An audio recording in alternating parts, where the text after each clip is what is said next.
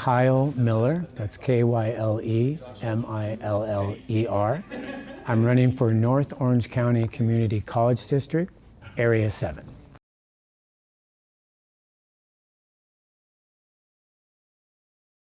Well, I have a broad experience in the private sector and the public sector.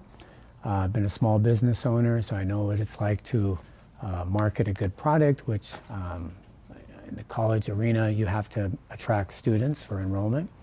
I've also been a mayor of a city of La Habra Heights, so I feel like I have learned in that position to work with other agencies, learn how cities work with school districts, and learn how to be a good advocate for whatever public agency that you're representing.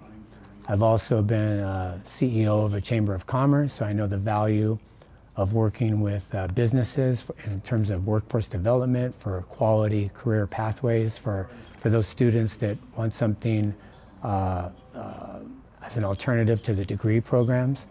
And then my day job, I'm a policy advisor for a state senator. So I advise on a variety of issues, for example, education and transportation, which of course are two big ones that affect students.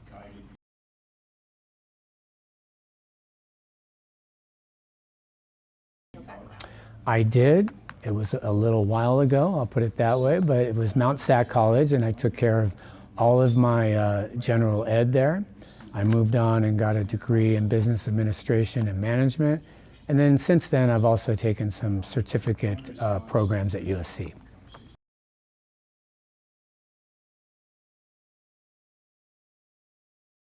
Well, I've talked with several students at all three campuses. In fact, several of them have volunteered for my campaign. And I spoke with the faculty as well, and what they think they're going to need to meet the needs of the students.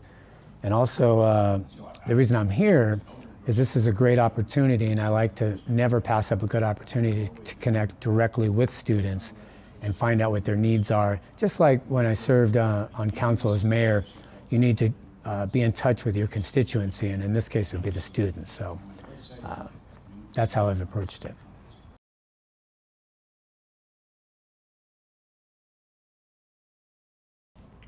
Well, of course, I want to expand financial aid.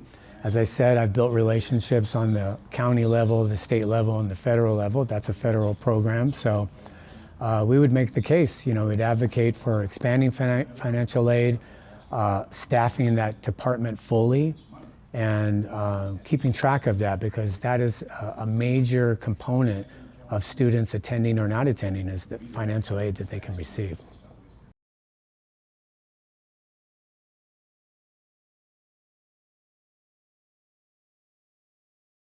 Well, a lot of those systems are already in place, but they're underfunded. So, this district happens to be sitting on a giant reserve, larger than it needs to be, and they need to make investments, and that's one of the places they should. As I said, I do policy analysis and advising for a senator. I've worked with other college districts. And so we've talked about student housing being built on campus.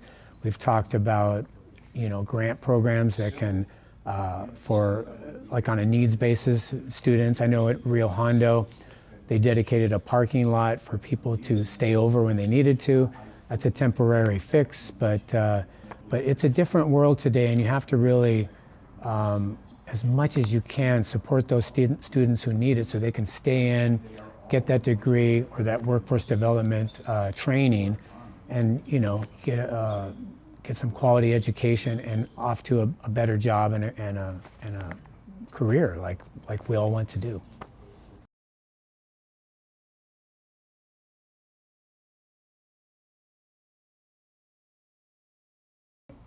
Absolutely, and in addition to that, I support competitive wages and benefits for existing staff and faculty in order to grow enrollment by attracting quality educators, because they're leaving. I mean, when they can go down the road to another college district and make almost double, that's a problem. So you need to invest, and one of the areas you need to invest is in your staff and your faculty, because really, As a district, you only have those, the degree programs that you offer, and your infrastructure, and you have to choose wisely as a trustee to invest in all those for the sake of the students. So I'm actually very...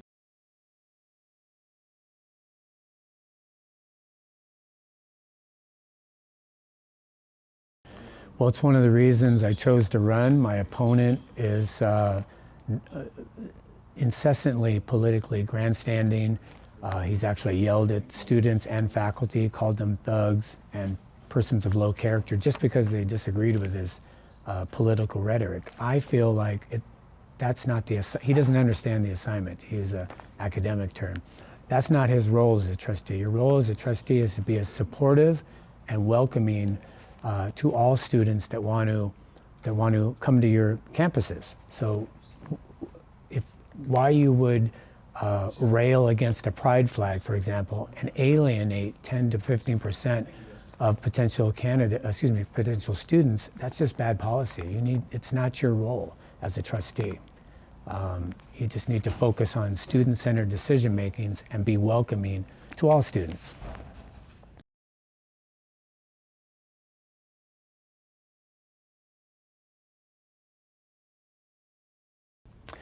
You know, I think there was an incident recently, and that's why this issue came up, but campus safety officers are under different guidelines than actual police in terms of weapons. So I think before you jump right to arming campus safety, I think you should increase visibility, hire more, so that the incident that happened hopefully wouldn't take place, which he was left alone. And so I think a first step to try and resolve that problem would be to increase the numbers and follow their mission, which is to be engaging and visible.